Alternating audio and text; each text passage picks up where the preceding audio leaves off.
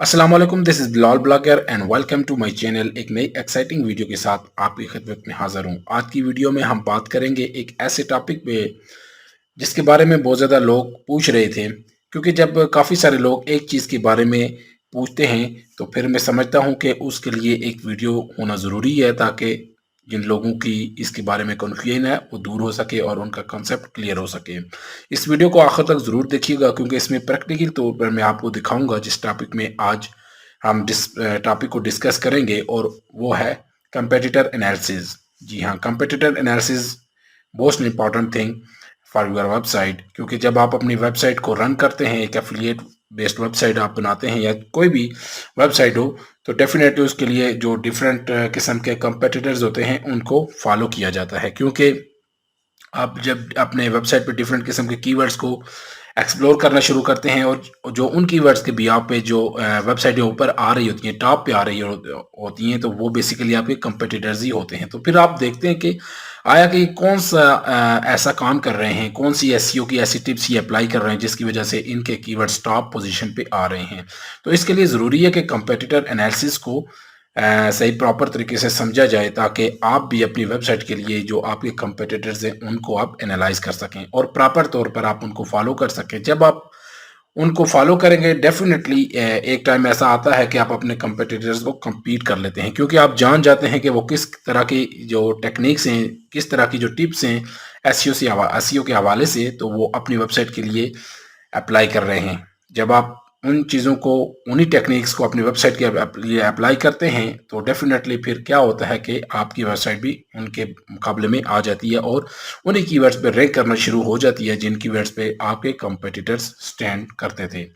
तो प्रैक्टिकली मैं आपको अपनी स्क्रीन की तरफ ले जाकर बताऊंगा कि कौन कौन सी चीज़ें ज़रूरी होती हैं आपने जब आप अपने कंपेटिटर्स का एनालिसिस करते हैं, क्योंकि एनालिसिस के लिए डिफरेंट किस्म के टूल्स होते हैं। ज़ाहिर है टूल्स के बगैर आप एनालिसिस नहीं कर सकते। इसमें एएचआरएफ हो गया, सेमरश हो गया, मैजेस्टिक एसईओ हो गया, और बहुत सारे टूल हैं, लेकिन पर्सनली मैं जो यूज़ करता हूँ वो एएचआरएफ टूल यूज़ करता हूँ।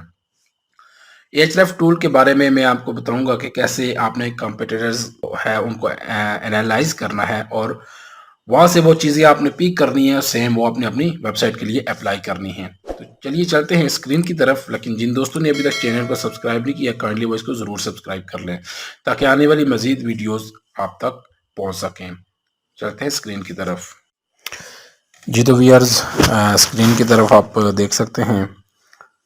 यहाँ पे मैं आपको प्रैक्टिकली दिखाता हूँ कि कंपेटिटर एनालिसिस में कौन कौन सी चीज़ों को देखना चाहिए और किस तरह हम कंपेटिटर एनालिसिस कर सकते हैं अपने वेबसाइट के जो हमारे कंपेटिटर्स होते हैं। सबसे पहले हम यहाँ पे एएचआरएफ में जाएंगे। एएचआरएफ में जाने के बाद ये आप टॉप लेफ्ट साइड पे देखें, साइट एक्सप्लोरर का सेक्शन है। यहाँ पे हम कोई भी वेबसाइट जो है, अपनी जो भी कंपेटिटर होगा उसको यहाँ पे हम एनालाइज करेंगे। फॉर एग्जांपल हम कोई भी कीवर्ड ले लेते हैं, जस्ट सिंपल हम लैपटॉप की नीश ही ले लेते हैं, best laptop for engineering students, ये कीवर्ड है, इसको टाइप कर। अब इसमें देखें बड़ी बड़ी वेबसाइट हैं, जैसे टेक रडार है, टॉम्स गाइड है, T3.com है, ये काफ़ी बड़ी वेबसाइट्स हैं। आपने बड़ी वेबसाइट्स को टारगेट नहीं करना, आपने हमेशा कोशिश करनी है जो मिड लेवल की वेबसाइट्स हों, जो छोटी वेबसाइट्स हों, आपने पहले उनको टारगेट करना है, ताकि जब आप उनको मीट कर लें, उनको compete कर लें, उसके बाद फिर आहिस्ता आहिस्ता आप बड़े ब्रांड्स की तरफ जाएं। यहाँ पे एक और वेबसाइट है laptopcircle.com, ठीक है, हम इसको चेक कर लेते हैं। अब ये मुझे नहीं पता कि ये वेबसाइट किसकी है और ये इस पे क्या क्या काम कर रहे हैं, लेकिन जस्ट हम एनालाइज के लिए हम इस वेबसाइट को यूज़ कर लेते हैं। यहाँ पे laptopcircle.com, सबसे पहले हम इसके ओवरव्यू में जाएंगे। ये देखें एक सेक्शन ओपन हो गया। यहाँ पे इसकी जो बैकलिंक्स हैं टोटल, और जो ऑर्गेनिक ट्रैफिक है, फिर ऑर्गेनिक कीवर्ड्स हैं, वो यहाँ पे दिखा रहा होता है। इसके जो ऑर्गेनिक कीवर्ड्स हैं वो 1.3 के कीवर्ड्स हैं जिन पे ये रैंक कर रही है वेबसाइट। उसके बाद रेफरेंस डोमेन से जो लिंक्स आ रहे हैं वो 87 इसकी रेफरेंस डोमेन्स हैं। फिर जो बैकलिंक्स से 135 बैकलिंक्स इनसे आ रहे हैं। इसी तरह ऑर्गेनिक ट्रैफिक जो 2.3 के मंथली ट्रैफिक शो कर रहा है।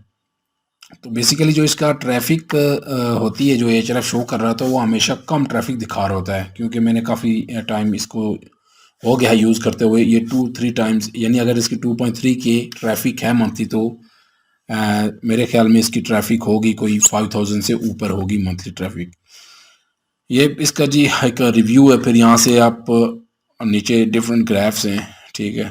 उसके बाद राइट साइड पे देखें, इसका बता रहा है कि कितने डू फॉलो लिंक्स हैं, नो फॉलो लिंक्स हैं। अच्छा, जो मैं पर्सनली चीज़ें देखता हूँ कंपेटिटर, जब कोई भी कंपेटिटर एनालिसिस करता हूँ या अपनी वेबसाइट का कोई भी जो कंपेटिटर होता है, मैं क्या क्या चीज़ें देखता हूँ, मैं आपके साथ बेसिकली वो शेयर करूँगा, क्योंकि इसमें बहुत सारी चीज़ें हैं। हर बंदे का अपना एक माइंड होता है, उसका अपना एक वे होता है कंपेटिटर को एनालिसिस में लाने के लिए, और उसका एनालिसिस करने का वे डिफरेंट होता है। इसलिए मैं अपना जो पर्सनल एक्सपीरियंस है वो आपके साथ शेयर करूँगा।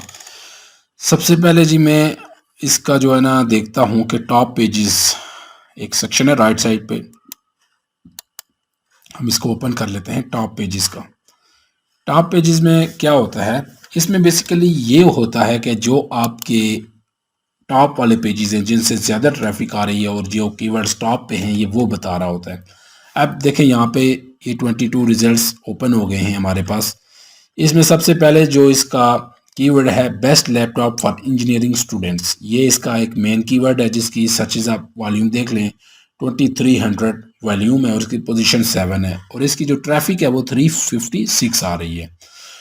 यानी इट्स मीन कि 7वीं पोजीशन पे होने के बावजूद इस पे जो ट्रैफिक आ रही है वो 350 से भी ऊपर आ रही है, और इसमें जो कीवर्ड्स रैंक कर रहे हैं वो आप देखें 308, यानी 308 कीवर्ड्स इस पर रैंक कर रहे हैं। अब इसी तरह दूसरे नंबर पे एक कीवर्ड है best laptop for accounting students. अब इस पे देखें जी, इसकी 200 इसका वॉल्यूम है और इसकी जो पोजीशन है वो 1 है, और इसकी जो ट्रैफिक है वो 243 आ रही है। ये कीवर्ड्स भी मेरे हिसाब से बड़ा अच्छा कीवर्ड है, क्योंकि इसका वॉल्यूम भी एक रीजनेबल वॉल्यूम है, और ये देखें पहली पोजीशन पे होने के बावजूद अच्छी ट्रैफिक इस पे आ रही है। तो यहाँ से जो है ना आप अपनी वेबसाइट के लिए भी कीवर्ड्स निकाल सकते हैं, और यहाँ से आपको ये आइडिया हो जाएगा कि जो आपका कंपेटिटर है वो कौन कौन से कीवर्ड पे और कौन कौन से पेजेस पे रैंक कर रहा है और जिससे उसे ज़्यादा ट्रैफिक मिल रही है। फिर आप उस हिसाब से अपनी वेबसाइट के लिए उन जो कीवर्ड्स हैं उनको टारगेट कर सकते हैं। इसी तरह फिर इसका अगला कीवर्ड देखें, बेस्ट लैपटॉप फॉर स्ट्रीमिंग। इसकी भी देखें 208 लोग इससे आ रहे हैं और इसके भी 1600 इसका वॉल्यूम है, काफ़ी अच्छा कीवर्ड है ये। इसी तरह फिर डिफरेंट आगे कीवर्ड्स हैं, best laptop for civil engineering student, इसकी आप देखें 100 सर्चेज हैं और इससे 95 लोग आ रहे हैं। यानी ये छोटे छोटे कीवर्ड्स हैं और बड़ी एक्यूरेट और बड़ी टारगेटेड ट्रैफिक इस वेबसाइट पे आ रही है। तो बताने का मकसद ये है कि आप भी जो है ना इस तरह जब कंपेटिटर को एनालिसिस कंपेटिटर का करते हैं तो आप बेसिकली पहले टॉप पेजेस देखा करें, उसमें आपको आइडिया हो जाएगा कि कौन से कीवर्ड रैंक कर रहे हैं और कौन से जो कीवर्ड्स हैं जिनका एक रीजनेबल वॉल्यूम है, जैसे 200 हो गया, 150 हो गया, ये KGR में जो बेसिकली आ रहे हैं कीवर्ड्स। तो इन कीवर्ड्स में आप फिर लिख सकते हैं और आप जो है ना इस पे रैंक कर सकते हैं इजीली। फिर यहाँ पे देखें जी, एक कमर्शियल एक इंफॉर्मेशनल किस्म का एक कीवर्ड है, what laptops can you play Roblox on, यानी ये कोई मेरे ख्याल में गेम है कि इसके लिए कौन से लैपटॉप होने चाहिए। फिर इसी तरह laptop for electronic engineering students, फिर इसी तरह best laptop for mechanical engineering student. यानी इन्होंने डिफरेंट जो है ना जितनी भी फील्ड्स होती हैं, जितनी भी इंजीनियरिंग से रेलिवेंट फील्ड्स हैं, हर एक के लिए उन्होंने अलग अलग लैपटॉप पे लिखा है। इसी तरह फिर नीचे आप देखें best laptop for chemical engineering students. यानी बेशक ये छोटे छोटे कीवर्ड्स हो, लेकिन आप इन पे ज़रूर काम करें। अगर आपकी इस तरह की कोई नीश है, कोई भी हो, लैपटॉप से रेलिवेंट हो या इससे हट कर कोई भी नीश हो, होम इम्प्रूवमेंट पे हो या किचन से रेलिवेंट हो या पैट से रेलिवेंट हो, कोई भी नीश हो, बताने का मकसद ये है कि आप सेम प्रोसीजर को फॉलो करें। आपको समझ आ गया होगा कि टॉप पेजेस को मैं पहले क्यों देखता हूँ, क्योंकि यहाँ पे आपको कीवर्ड्स का अंदाज़ा हो जाता है और आर्टिकल्स का अंदाज़ा हो जाता है कि किस कीवर्ड से कितनी ट्रैफिक आ रही है, फिर इजीली आप इन कीवर्ड्स को टारगेट कर सकते हैं। उसके बाद जो दूसरी चीज़ है जी वो यहाँ पे आ गई बैकलिंक्स, बैकलिंक्स की आ गई। ठीक है, बैकलिंक्स से भी आपको आइडिया हो जाएगा कि कहाँ कहाँ से इनको बैकलिंक्स मिल रहे हैं। इनको बैकलिंक्स इंफॉर्मेशन आर्टिकल से मिल रहे हैं, कमर्शियल से मिल रहे हैं, इन्हें किस टाइप का जो है ना बैकलिंक मिल रहा है। यहाँ पे जी एक फ़िल्टर है, देखिए 1 लिंक पर डोमेन। अब क्योंकि एक लिंक से बहुत सारे, एक डोमेन से बहुत सारे वो शो हो रहे होते हैं बैकलिंक्स, तो आप 1 लिंक पर डोमेन कर रहे हैं ताकि हर एक डोमेन से एक लिंक आपको यहाँ पे शो हो, बाकी के वैसे जो फजूल किस्म के होते हैं लिंक्स वो रिमूव हो जाएं। अब यहाँ पे देखें 87 बैकलिंक्स फ्रॉम यूनिक डोमेन्स। अब इसी तरह यहाँ पे देखें जी, इनको एक लिंक मिला हुआ है, यहाँ पे 63 डोमेन रेटिंग है, बड़ी अच्छी वेबसाइट है। और इसी तरह नीचे आप देखें काफ़ी जो है ना इन डिफरेंट वेबसाइट से इन्हें लिंक्स मिले हुए हैं। फिर हम इस लिंक को यहाँ पे ओपन भी कर लेते हैं। यहाँ पे देखें जी, लिखा हुआ है why is my HP laptop so slow. तो यहाँ पे एक बिल्कुल इनसे मिलती जुलती वेबसाइट है जो इस तरह के आर्टिकल्स लिख रहे हैं। और डिफरेंट यहाँ पे देखें इनको भी कहीं ना कहीं लिंक मिला होगा। हम इसको चेक कर लेते हैं कि कहाँ पे इनको लिंक मिला है। ये देखें जी, लैपटॉप सर्कल, ये देखें अभी इनको होम पेज पे लिंक मिला हुआ है और बड़ा अच्छा लिंक है ये। एक आप कह सकते हैं गेस्ट पोस्ट के थ्रू इन्हें आई थिंक ये लिंक मिला हुआ है।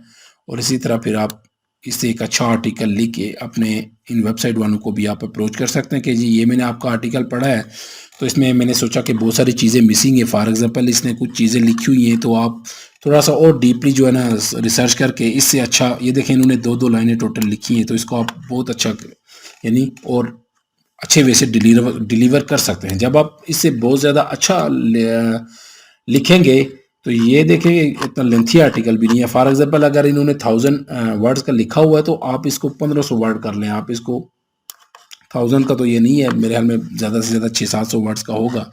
तो बताने का मकसद ये है कि इस तरह आप जहाँ जहाँ इन्होंने लिंक्स लगाए हुए हैं आप इसी तरह इनको फाइंड करके यहाँ पे अप्रोच करके उन वेबसाइट वालों से रब्ता कर सकते हैं। यहाँ पे देखें जी, राइट फॉर अस का सेक्शन भी है और फिर यहाँ पे सबमिट गेस्ट पोस्ट का सेक्शन है। यहाँ पे आप जाके इनकी जो यहाँ ये देखें इनकी जितने भी ये देखें जी शुड भी, यानी 500 से 1000 वर्ड का हो तो आप 1000 से ज़्यादा कर लें ताकि आपको बेहतर तौर पे इन्हें कंटेंट प्रोवाइड करें, तो वो फिर रिजेक्शन के जो चांसेस हैं वो बहुत कम हों। तो इस तरह फिर आप इनके जो एनालिसिस हैं बैकलिंक्स के, आप इसको एनालिसिस यहाँ पे करके फिर एक 1 बाय 1 जो ना हर लिंक को आप जाकर देखें ताकि आपको वहाँ से चांसेस ज़्यादा मिल जाएं लिंक्स लेने के। आप देखें जी, laptopchamp.com एक वेबसाइट है, ये भी बिल्कुल इनका एक कंपेटिटर ही है। और यहाँ पे भी देखें लैपटॉप फॉर इंजीनियरिंग स्टूडेंट, यहाँ पे इनको लिंक मिला हुआ है। यहाँ पे देखिए जी लैपटॉप, ये देखें यानी बहुत ज़बरदस्त किस्म का इनको यहाँ से लिंक मिला, क्योंकि ये जो वेबसाइट है ये भी बेसिकली लैपटॉप पे लिख रही है। तो ये जी कमर्शियल आर्टिकल है, कमर्शियल आर्टिकल से देखें इनको लिंक मिला हुआ है। अब आप इनको अगर अप्रोच करें यहाँ से जाके देखें राइट फॉर अस का इनका ऑप्शन है, तो इनको आप कहें कि जी हम कमर्शियल आर्टिकल, इन्होंने अगर 7 बेस्ट लैपटॉप लिखे तो आप 10 बेस्ट कर लें, आप 12 बेस्ट कर लें। एक अच्छा जो है ना कमर्शियल टाइप का जो कंटेंट आप इनको प्रोवाइड करें तो यहाँ से भी चांसेस हैं कि आपको यहाँ से इजीली लिंक मिल सकता है अगर आप एक अच्छा कंटेंट इनको प्रोवाइड करें। ये देखिए ये इनका ईमेल कॉन्टैक्ट है, राइट फॉर अस का यहाँ पे सेक्शन है। तो यहाँ पे ये चीज़ें डिफरेंट इनकी रिक्वायरमेंट्स हैं वो बता रहे हैं।